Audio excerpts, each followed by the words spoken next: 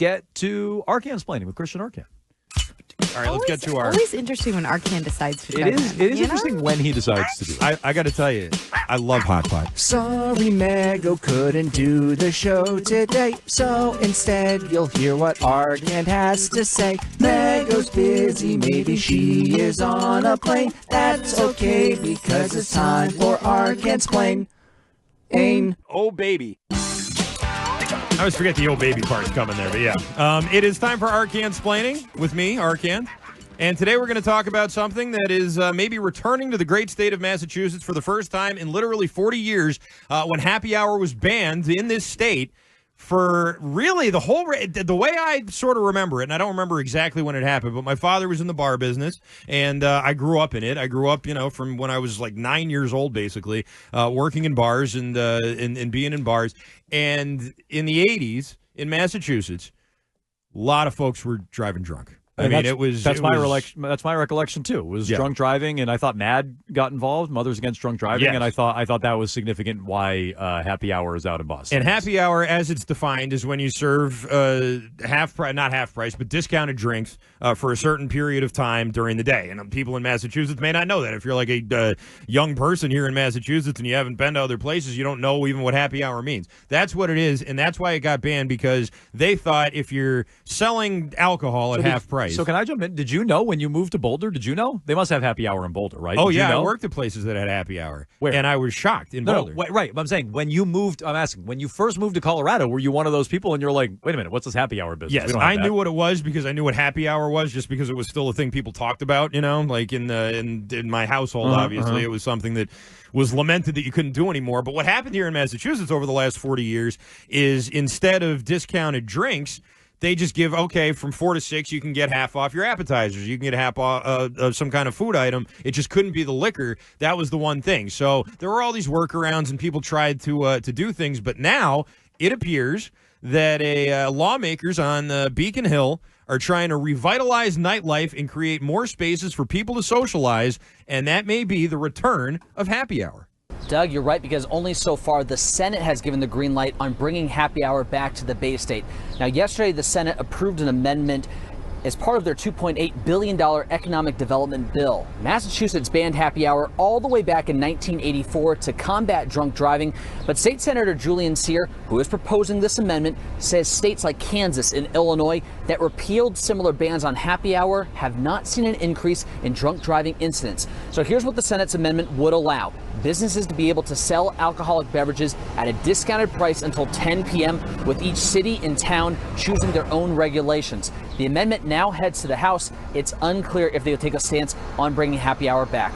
Reporting live at the State House, Matt Reed, WCVB News Center 5. So you hear him there say that it's about discounted alcohol, and they're trying to reintroduce things to do that, because other states that banned happy hour, and by the way, Massachusetts is the only one that currently still has a ban on happy hour in the entire 50-nifty United States. Right. So this is my thing, and I know you have more to bring up here, but if every other state has it, I mean, look, drunk driving could be worse here. I have no idea, but you think drunk driving is not a problem in Kansas or all these other places? California, New York, drunk driving is not an issue there. They have happy hours. So I don't know why you can't have happy hour here. Drunk driving is an issue all across the continental United States, an issue all over the world. But you can have a happy hour. All these other states have happy hours. I don't see why we can't. Right. New Hampshire has happy hour, and New Hampshire drinks more than any other state. Statistically, I'm just saying. That is a stat. More alcohol gets consumed per capita in New Hampshire than anywhere else. So, really? That was true a couple years ago. I don't know if it still is, but I wouldn't be shocked if it still was. But either way, Boston always sort of had a hard drinking reputation as well, and I think that part of it was because everybody used to work and live downtown. There was a lot more people sort of working and living downtown, and the bars that had happy hour in the 60s and 70s, you'd see when people started to move to the suburbs, it wasn't just, all right, happy hour, and then I stumble on home to Beacon Hill, wherever I live. Now it's happy hour, and I'm getting in the car, and I'm driving out to Waltham or West or wherever it is that I live now, because everybody moved out of the city. So I think you're sort of in this weird spot now where everyone's kind of out, like the people who live in the city now, it's the blue bloods like, Hillman and Jaylen Brown and everybody who still live in Boston, and everybody else had to move out to the suburbs. And I think that now it comes to a point where are people still working downtown? is happy hour going to have that same kind of draw for people getting off work, going somewhere, having a beer or something like that? Of course. Or have we been conditioned to say, no, I don't want to do this anymore because I don't want to drink and drive? I mean, well, you shouldn't drink and drive, but I'm saying, like, you can take an Uber. You can do any one of a million different things. Like, I mean, Uber didn't exist. It depends how you got into work when they came up with this. I know, but there are trains. There's public transportation. I know people are down on the T, but, like, you could take the T if you want. I'm not putting my life in my hands. Well, then like fine. that. Then spend extra money on an Uber then if you want to do that. That's your call if you want to do that. I take the T all the time. It works. And so if you want to cry about it, you don't have to. Take an Uber, pay the extra money for an Uber if you want to do that. Or you don't have to use the happy hour. But for those of us who do live in the city, Hillman, Jaylen Brown, myself, yeah, great. I'll walk home. That sounds awesome. I hope we do it. If 49 other states can do it, there's no reason we can't have it here. There is zero reason we can't have it here. So it should come back here. It definitely should. And it's childish that we don't. I mean, basically, it was one of those things that for 40 years, restaurant owners, bar owners were all like, hey, can we have this back? And no one wanted to vote. No one wanted to vote for it because the reason why they voted against it and they banned it was all the drunk driving. And that was something they wanted to try and, distance themselves from. And now here 40 years later, they're trying to bring it back. Another thing about the Boston area is the sheer amount of students. And you sort of wonder, like, do we need? I imagine this is what they're talking about on Beacon Hill. Do we need to get our students drunker for cheaper? They're already drunk.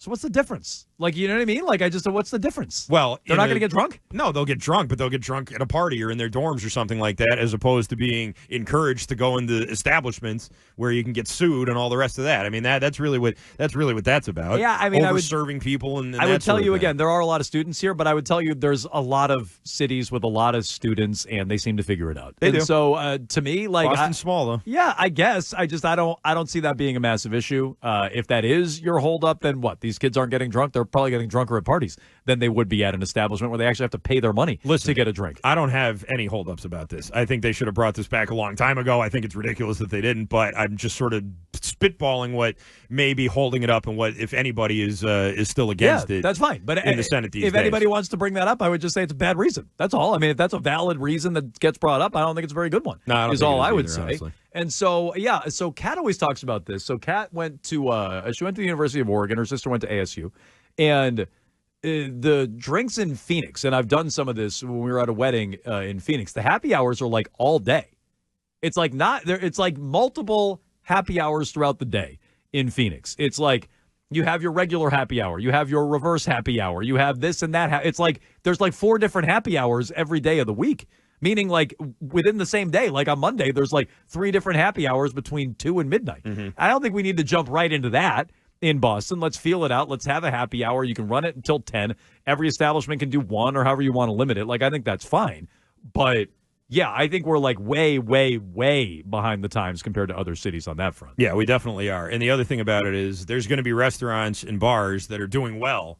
They're going to say, yeah, sure, happy hour, we'll do that, and everyone's going to come in. And then the places that are like, I don't know if we financially can do this, they're going to have reservations about it. But if they're the place that doesn't have a happy hour after it gets legalized, you're sunk, Like, that's going to, I think, maybe put some people in a tough situation because you don't want to. You want to get people in the door, but if everyone else is doing happy hour and you're not sure that you can do half-price drinks and you're not sure it's going to bring in enough of a crowd, then you could be, facing that down too. But those are just the realities of owning a bar or a restaurant. I mean, that's going to happen regardless of happy hour, whether it exists or not. You can't bring in enough people on half the alcohol, then that sounds like a you problem. I mean, that sounds like an issue that your restaurant was probably already going to deal with in the short future, or the short term, rather. Jay's in New Hampshire, wants to weigh in on happy hour, and I wonder if he's going to answer something that Arcam brought up. Go ahead, Jay. Hi. I didn't actually want to weigh in on happy hour, but what I did want to weigh in on was the statement that New Hampshire. Yeah, that's what I thought. That's what I was hoping you were going to clear up. Yes, good. No, it's not alcohol consumption. It's alcohol sales. We sell alcohol to all of the other states. A lot goes to Massachusetts. Yeah, because of the liquor store. I know what he's talking about, the New Hampshire liquor store, where Kat always wants to stop every time we drive past it. And I go, let's get beer somewhere else. And so, or alcohol somewhere else. So that's my guess is what he's talking about there. Okay, it's not consumption, it's sales. Now. It's alcohol sales, Arcand. Maybe it is sales. But I thought I read somewhere that New Hampshire was up at the top. If you're selling a lot per of alcohol, capita. you're selling a lot of alcohol, I'm guessing people are drinking it. Right. And there are small states. There's not a lot of people who live in New Hampshire, so per capita, it's not like a crazy Also, thing to think. how many people are driving from Massachusetts to avoid the sales tax to go to the New Hampshire State Liquor Store? I mean, do some people do it? Sure. I do it on my way to New Hampshire. How many? Right, exactly. Thank you. I do it when I'm exactly. I do it if I'm going to New Hampshire or if I'm on the way to Maine. I might swing through there. Might. How many people are actually doing that? It can't be that many. Some, but it can't be that many. States that drink the most alcohol. Number 1, New Hampshire, 4.43 gallons of alcohol per capita. There you go. This says drink, so I don't know. I mean, I'm looking at vinepair.com, so I don't know if this is legit. Roba points out we might have known what he was talking about, Jones, if he didn't hang up on him. He already said. He said it was sales. That's all.